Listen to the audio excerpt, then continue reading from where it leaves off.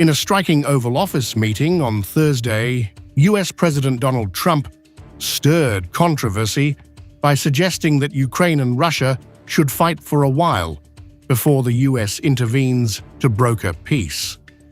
The remarks came during talks with German Chancellor Friedrich Merz as the Russia-Ukraine war, now in its third year since Moscow's 2022 invasion, continues to claim lives and destabilize the region.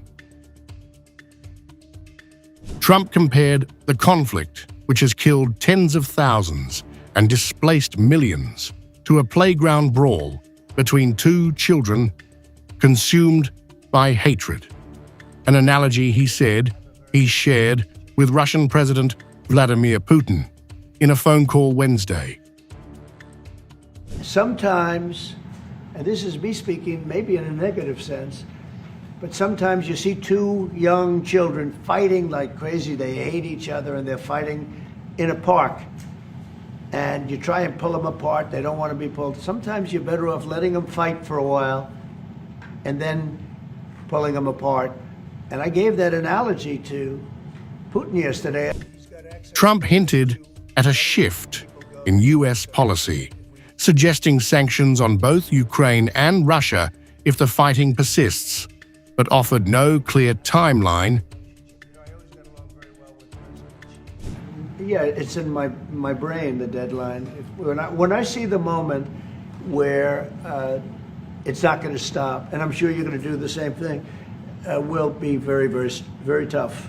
And it could be on both countries, to be honest. You know, it takes two to tango. But we're going to be very tough. The comments raised concerns, diverging from the US's traditional support for Ukraine, which has received billions in aid to counter Russia. Merz, however, reaffirmed Germany's commitment to strengthening Ukraine's defense to pressure Moscow.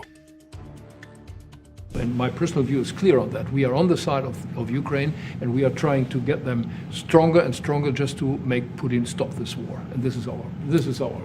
The first in-person meeting between Trump and Merz highlighted a transatlantic divide. While both leaders want to end the war, Trump's hands-off stance contrasts with Merz's call for immediate action to support Ukraine and stop Russia's aggression. We are both looking for ways to stop it very soon. And I told the president before we came in that he is the key person in the world who can really do that now by putting pressure on Russia. As the war grinds on, Trump's remarks raise questions about the future of Western support for Ukraine, with global attention focused on the path to peace.